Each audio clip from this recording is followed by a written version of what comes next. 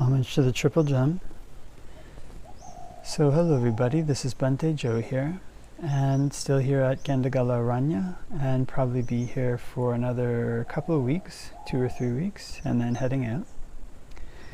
And one of the phrases from the Dhammapada kind of popped into mind when I was just sitting here thinking to do the Ovada, which was, in this world, hate never dispelled hate. Only, they often translate it as love, but basically only metta dispels hate. And this is a law ancient and inexhaustible. So there's different roots of unwholesome things in the mind. And one of the roots is hatred. You know, you've got hatred, you've got craving, you've got delusion. And the way that hatred operates is really interesting. In the canon it's described as something that has this like sweet tip but poisoned root. So the quality that hatred has is this quality of rushing out and a complete lack of control. And it's something that can give a person, quite a rush of power. So when a person engages in hatred, there's this strong desire to unleash it. And this is the sweet tip. Kind of a person bites into that tip and is on a yelling spree or an anger spree or a killing spree, whatever it might be. When one is biting into that sweet tip, then it feels really good to be engaging in hatred. But it has a poisoned root. It's something which, in the long run, brings these very strong, very terrible negative consequences. So I was reading about this or listening to a talk about this massacre that they had in Vietnam, where the Vietnamese in the Vietnam War, it was hard for the American soldiers to tell who was their friend and who was their foe, because people would just be hidden in the village. They didn't know. So they'd be randomly attacked, maybe by guerrilla warfare, and they wouldn't know which families were hiding the fighters or where the fighters were from.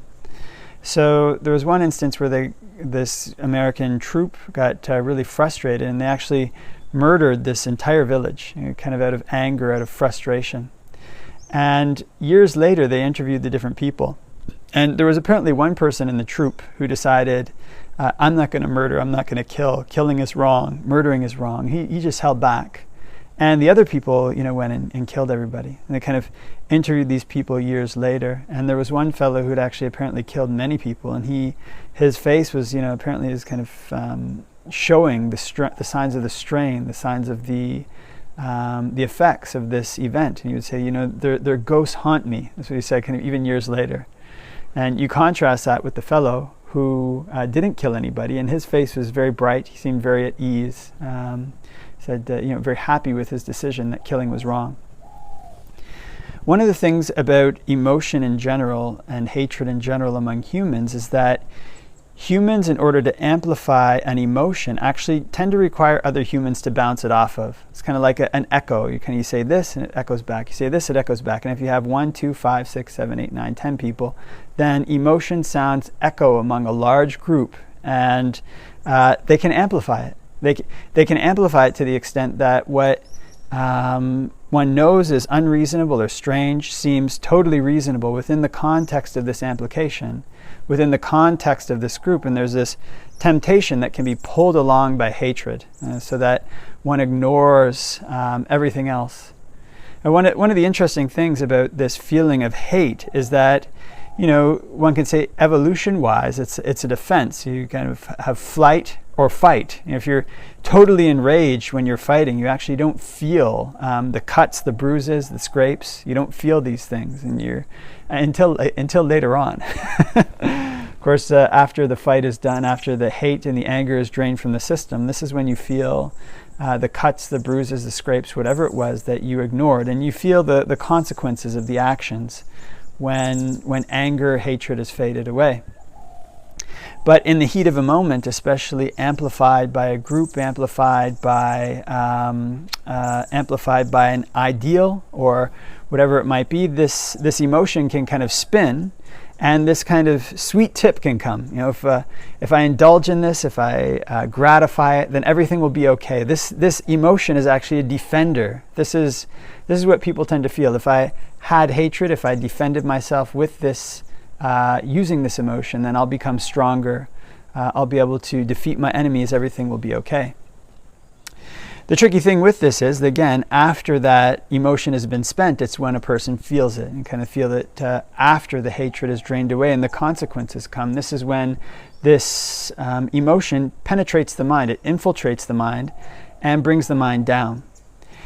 This can even be the case for people who are considered heroes. Whether they have hatred or not, the consequences of disliking somebody enough to want to kill them, to want to harm them, to want to do serious damage to them, if one engages in that, that has an effect on the mind. So, remember I was reading a while ago about World War II veterans who'd done their fair share of killing, and most of society thinks that's for a good cause. And as a monk, all this is aside, like the politics of it are aside. It's the act of killing, the act of hatred.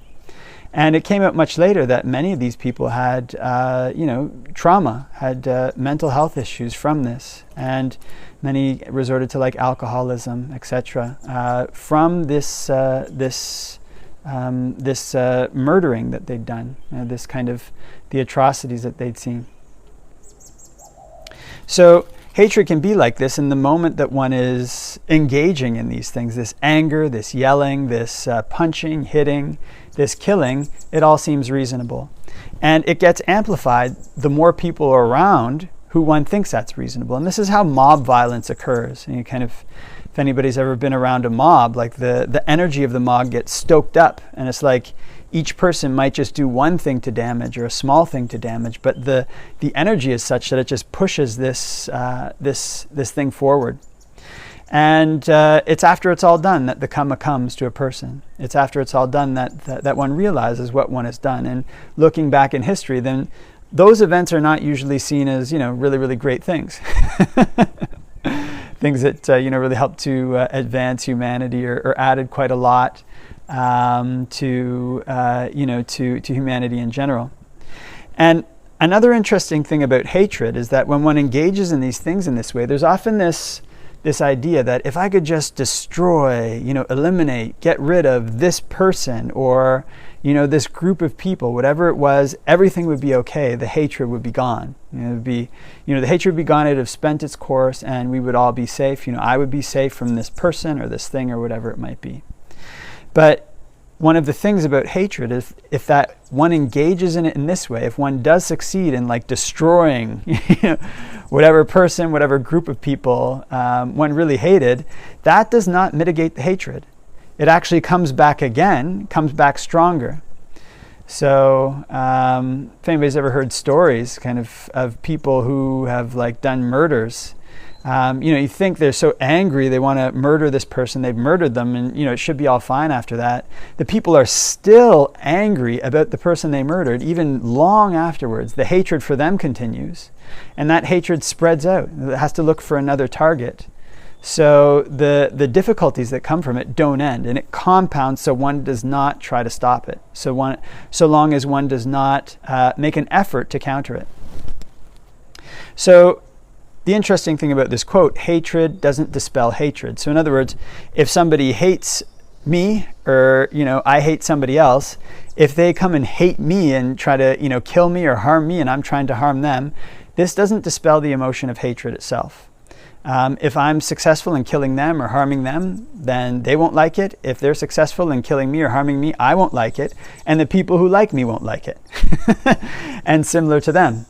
And this isn't something that just stops with one person. It goes for generations. The people who cared about whoever it was that was harmed, they remember. And it gets carried down. It can get carried down from father to son, mother to daughter, mother to son, father to daughter, whoever.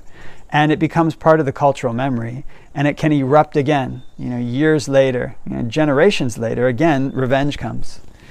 One of the interesting things when you listen to monks who are very good at concentration, there's one quote from a monk. He said, "It's a good thing that people can't remember their past lives because they would remember how many unsettled scores they have."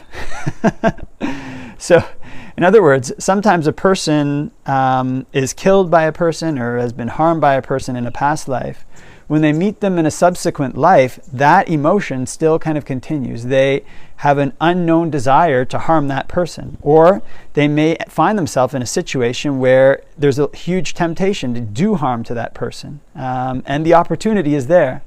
These things kind of reverse in this way and spin around each other.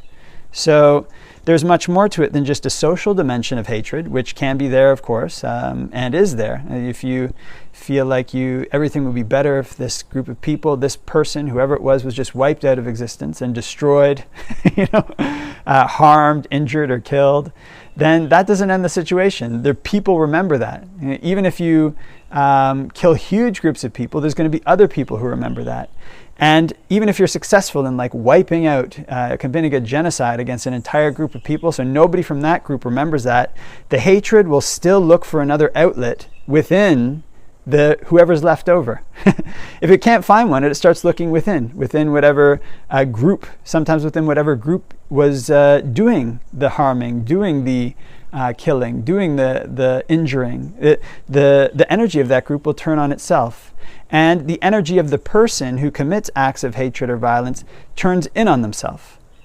So one of the interesting things as well in the canon is it says that one of the dangers of anger is that it leads people to commit suicide. They kill themselves in various ways, kind of jumping into a precipice and maybe drinking poison. This is actually in the canon as one of the dangers of anger.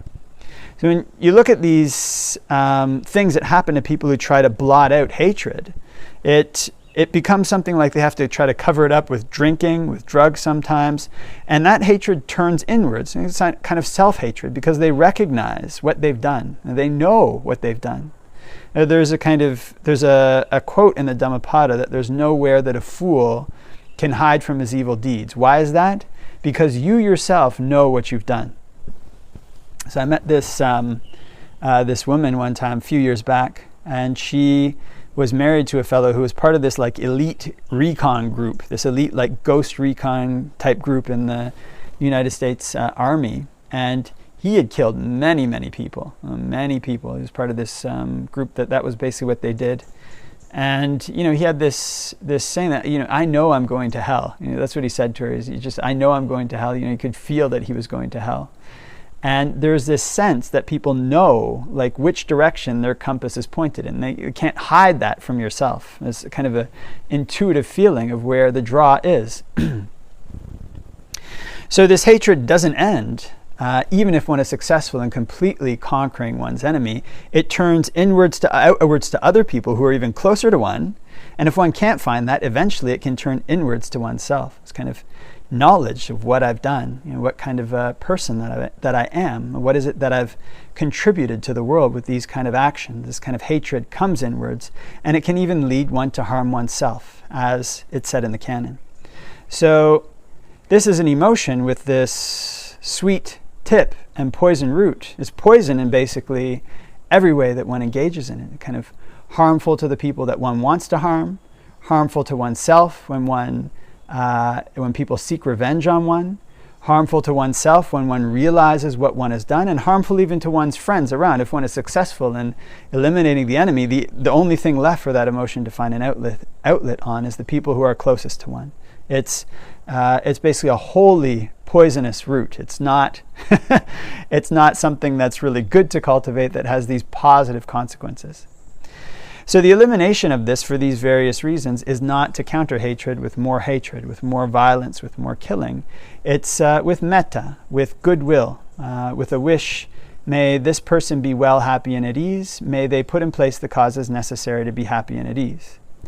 Now, this kind of wish of goodwill is different than love. It doesn't mean that we have to love the people who've harmed us, as in we want to bring them close and snuggle up to them and have them in our inner circle, invite them into our home. There's a reality and a practicality to these things, and the people who've harmed us may harm us again if we're too naive. So another thing is that it's not always really possible to really fall in love with everybody. Actually, in Buddhism, love, this quality of being in love with this strong attachment with all these chemicals being released of this person and I really love them, it's not necessarily a positive emotion.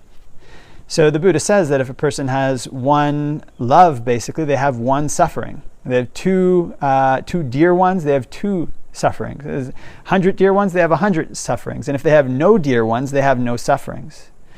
So what's the balance here? It's that when we spread metta, we recognize that all beings are the owners of their actions.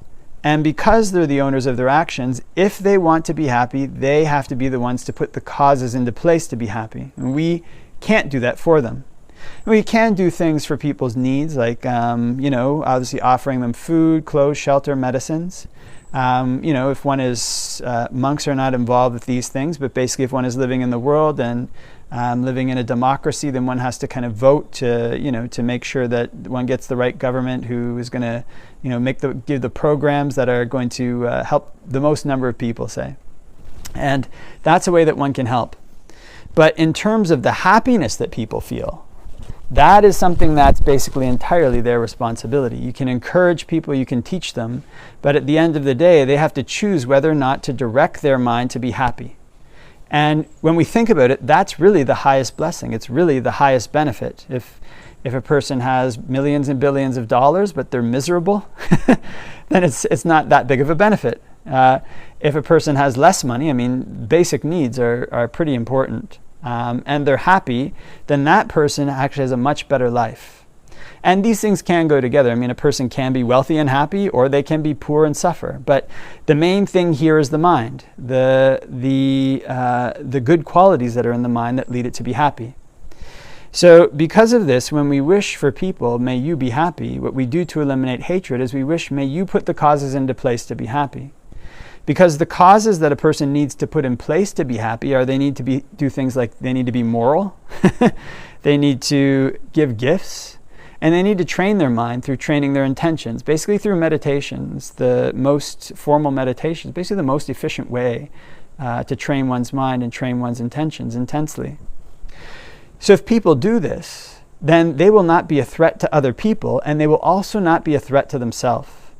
So it's completely practical to wish this for your enemy. May you find this true happiness. Because if they do find that true happiness, they're not really going to be your enemy. And they're going to be somebody who brings blessings in their wake, who brings good things in their wake, rather than like a trail of destruction.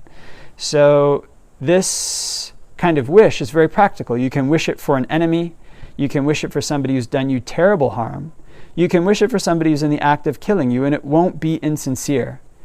If one feels that one has to love them, that can be quite insincere. Like, oh, I love you, you're doing these terrible things to me. It might not be very realistic. Actually, you might not love them, and it might not be wise to love them. Love has a certain blindness to it, that it doesn't want to see the things that would challenge it. It can be based on this attachment that idealizes one's relationship with a person in a way that's not realistic, and things that challenge that people don't want to see.